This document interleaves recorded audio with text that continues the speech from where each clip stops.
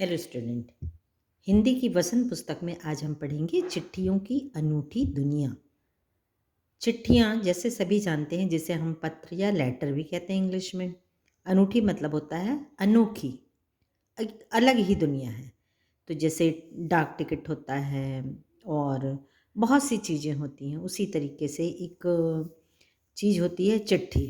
आप लोग तो उस काल में हो, उस समय में हो, उस एरा में हो जहाँ पर चिट्ठियों का लगभग अंत हो रहा है और आज चिट्ठियों की जगह मोबाइल मैसेजेस और मोबाइल कॉल्स ने ले ली है। मिनटों में हम बहुत से मैसेज एक दूसरे को कर सकते हैं और उसी जगह जो चिट्ठियाँ होती हैं वो डाक द्वारा या लोगों के, यदि कोई दूसरे शहर जा रहा है या कोई पास में है तो उसके हाथ से भी पहुँचाई जाती है। तो उसमें थोड़ा वक्त लगता था लेकिन आज एडवांस टेक्नोलॉजी, आधुनिक, इतना दूर संचार, मतलब इतनी ज़्यादा साइंस ने तरक्की की है, उन्नति की है कि जो चिट्ठियाँ पहले काफ़ी समय में पहुँचती थी, अब वो जो काम है बहुत मिनटों में हो जाता है। कुछ मिनटों में क्या, कुछ पल में हो जाता है। बहुत दूर देश में बैठे लोगों को भी हम मैसेज, बल्कि चित्र द्वारा उनको पिक्चर से भी और वीडियो कॉल भी करते हैं, वो सब चीज़ें अवेलेबल हैं। लेकिन फिर भी आज के तक भी चिट्ठियों का जो अस्तित्व होता था, चिट्ठियों का जो आकर्षण होता था, पत्रों में जो संवाद होता था, जो आपस में बातचीत होती थी, पत्रों में जो संदेश दिए जाते थे, वो अद्भुत होते थे। उसमें जो अपनापन, जो आकर्षण, जो उत्सुकता होती थी, आज वो मैसेज में या ईमेल में या आपका वीडियो कॉल में नहीं है। चूँकि हम उस काल में रहे हैं जब हम चिट्ठियों के द्वारा ही लोगों का समाचार जानते थे। बड़ी से बड़ी जो समाचार होते थे, बड़ी से बड़ी खुशखबरी हो या दुःख की बात हो, वो हमें चिट्ठियों के द्वारा ही मिलती थी और उसका जो आकर्षण, जो उत्सुकता रहती थी, वो आज के आपके मोबाइल के तुलना में बहुत ज़्यादा रहती थी। तो आज हम इस लेसन में यही पढ़ेंगे। चलिए पढ़ते हैं। पत्रों की दुनिया भी अजीबोगरीब है और उसकी उपयोगिता हमेशा से बनी रही है। पत्र जो काम कर सकते हैं वह संचार का आधुनिकतम साधन नहीं कर सकता है। पत्र जैसा संतोष फोन या एसएमएस का संदेश कहाँ दे सकता है। पत्र एक नया सिलसिला शुरू करते हैं और राजनीति, साहित्य तथा कला के क्षेत्रों में तमाम विवाद और नई घटनाओं की जड़ भी पत्र ही होते हैं। दुनिया का तमाम साहित्य केंद्रों पर पत्रों पर केंद्रित है और मानव सभ्यता के विकास में इन पत्रों ने अनूठी भूमिका निभाई है। तो जो, जैसा मैंने पहले कहा कि जो आकर्षण, जो सैटिस्फैक्शन या संतोष पत्र में मिलता था, आज वो फ़ोन या एसएमएस में नहीं रहता है।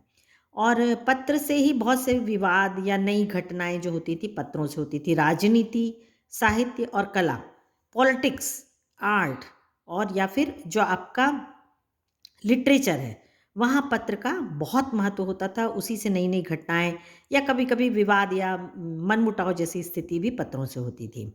और दुनिया में जितने भी साहित्य हैं, वो पत्रों पे ही केंद्रित हैं। और मानव सभ्यता आप जानते ही हैं, अर्ली एज में मानव कैसा था, धीरे-धीरे सभ्य हुआ, अक्षरों को लिखना सीखा। उसके बाद पहले जो पत्र लिखे जाते थे, वो अम, मोर के पंख से और स्याही में डुबाकर, जो इंक होती थी, लिक्विड होती थी, उसमें डुबाकर और फिर किसी पत्ते में, भोजपत्र या कोई भी इस तरह का पत्र होता था, उसमें लिखा जाता था। धीरे-धीरे चेंजेस आता गया और फिर इसकी जगह पेन और पेपर ने ले ली।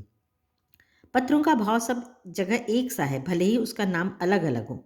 पत्र को उर्दू में खत, संस्कृत में पत्र, कन्नड़ में कागज, तेलुगु में उत्तरम, चाबू और लेख तथा तमिल में कडित कहा जाता है। पत्र यादों को सहेज कर रखते हैं, इसमें किसी को कोई संदेह नहीं है। हर एक की अपनी पत्र लिखन कला है और हर एक के पत्रों का अपना दायरा। दुनिया भर में रोज करोड़ों पत्र एक दूसरे को तलाशते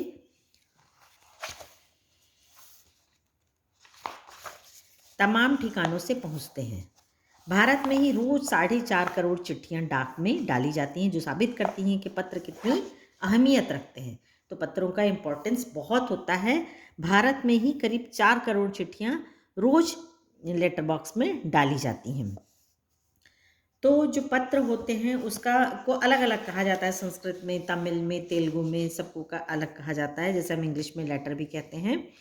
तो पत्रों का अपना दायरा होता है और लोग रोज़ एक-दूसरे को जो भी समाचार देना रहता था वो पत्रों के द्वारा ही पहुँचता है। पंडित जवाहरलाल नेहरू ने सन 1953 में सही ही कहा था कि हजारों साल तक संचार का साधन केवल हरकारे, रनर्स या फिर तेज घोड़े रहे हैं। उसके बाद पहिए आए, पर रेलवे और तार से भारी बदलाव आया। तार ने ही रेलों से भी गति से संवाद पहुंचाने का सिलसिला शुरू किया। अब टेलीफोन वायरलेस आगे रडार दुनिया में बदल रहा है। तो पहले जो मैंने जैसा पहले बताया था कि पत्रों को किसके द्वारा दिया जाता था? हरकारे, मतलब समाचार एक जगह से दूसरी जगह कौन पहुंचाते थे? मनुष्य पहुंचाते थे, जिन्हें हरकारे के नाम से जाना जाता था।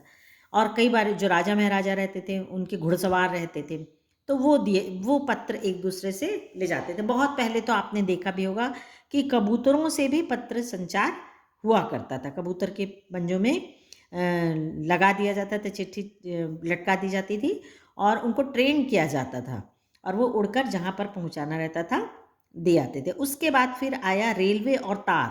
तार मतलब होता है टेलीग्राम। तो वहाँ से भी पत्र व्यवहार किया जाता था। अब टेलीफोन और वायरलेस आगे रडार दुनिया में बदल रहा है, लेकिन धीरे धीरे अब फ़ोन और वायरलेस मतलब मोबाइल फ़ोन, तो इससे पत्रों का दुनिया बदलती गई।